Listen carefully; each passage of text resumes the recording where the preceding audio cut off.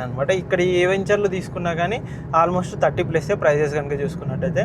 మెయిన్గా ఇక్కడ ఇన్వెస్ట్మెంట్ ఎందుకు పెట్టాలి అని చెప్పేసి చాలామంది ఆలోచిస్తుంటారు. ఫ్యూచర్ సిటీలో ఇన్వెస్ట్మెంట్ అనేది ఎప్పటికైనా, అంటే ఫ్యూచర్ సిటీ అని కాదు, మనకి ఫార్మా సిటీ కూడా, old pharma city road and future city road కాబట్టి ఇప్పుడు కాకపోయినా ఫ్యూచర్లో మనకు మంచి డెవలప్మెంట్ అనేది ఏరియా ఉంటుందన్నమాట. మనకి ఇక్కడ కనెక్టివిటీ పరంగా చూసుకున్నట్టయితే ఓఆర్ఆర్ ఎగ్జిట్ నెంబర్ 14 తుక్కు కూడా వస్తుంది. అంతేకాకుండా మనకు ఎగ్జిట్ నెంబర్ 13 రావిర్యాల కనెక్టివిటీ తోటి కూడా మనం గ్రీన్ఫీల్డ్ హైవే, కొంగర్కలాను, ఆదిబట్ల ఆ ఏరియా కనెక్టివిటీ నుంచి కూడా మనకు వెళ్ళొచ్చు అనమాట.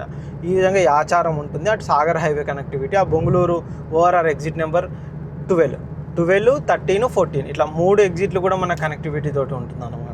ఈ విధంగా ఎలా చూసుకున్నా ఇప్పుడు మీకు అది ఎదురుగా వచ్చేసి మనకు ముందుకెళ్ళిన తర్వాత మనకు మీర్ఖాన్పేట్ విలేజ్ వస్తుంది. మీర్ఖాన్పేట్ ఆ తర్వాత ఇంకా ముందు వచ్చేసి మనకు అక్కడ ఏరియాస్ ఏమున్నాయి ఏంటి ఒకసారి చూపెడతాను. దాని కనెక్టివిటీ పరంగా అక్కడ ఏమేమి డెవలప్మెంట్ జరుగుతుంది వాళ్ళకి. అక్కడ లాస్ట్ టైం వచ్చేసి మనకి ఈ ఏరియాకి సంబంధించి కూడా మేము ఒక 2-3 వీడియోలు చేసాము.